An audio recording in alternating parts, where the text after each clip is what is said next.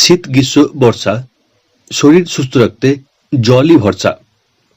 আসলে জল শুধু তেষ্টা মেটায় না, শারীরবৃত্তীয় ক্রিয়াকলাপেও তার গুরুত্বপূর্ণ ভূমিকা রয়েছে।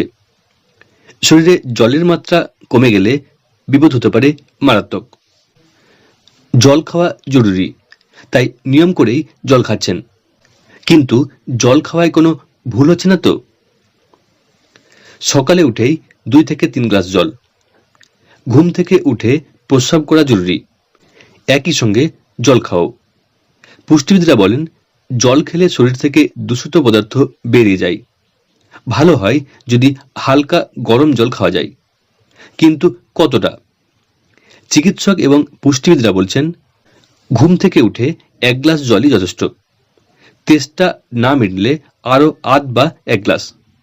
কিন্তু অনেকেরই ধারণা, ঘুম থেকে উঠে 2 থেকে 3 গ্লাস জল ঢকঢক করে খেয়ে ফেললেই বুঝি শরীর ভালো থাকে। পুষ্টিবিদরা বলছেন, মোটেই তা নয়।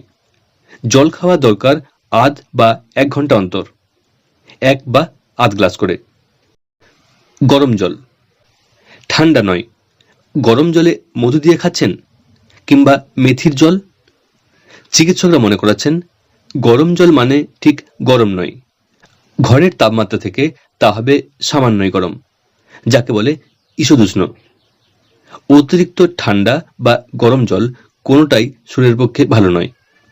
তাছাড়া সকাল সকাল জল মধু সকলের শরীরের পক্ষে স্বস্তিদায়ক নাও হতে পারে। ডায়াবেটিসের ওষুধ খেলেও নিয়মিত মেথি ভেজানো জল খাওয়া চলবে কিনা চিকিৎসকের কাছে তা জেনে নেওয়া দরকার। প্লাস্টিকের বোতল ব্যবহারের সুবিধার জন্য এখন ঘরে ঘরে প্লাস্টিকের বোতল। বোতল সুদৃশ্য হতে পারে, তবে তা স্বাস্থ্যকর নয়। হয় আগেকার দিনের মতো স্টিলের গ্লাসে বালতি থেকে নিয়ে জল খান, না হলে কাচের জগ বা গ্লাস, তামার গ্লাস ইত্যাদি ব্যবহার করুন।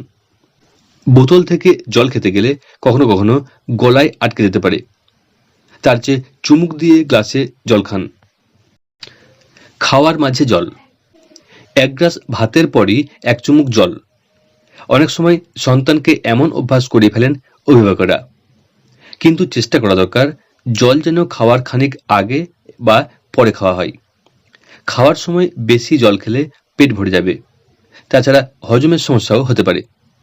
তবে খেতে বসে যে একেবারেই জল খাওয়া যাবে না তা নয়। যদি গলায় খাবার আটকে যায় বা খেতে গিয়ে তেষ্টা পায়, 1 চুমুক জল খেতেই হতে পারে।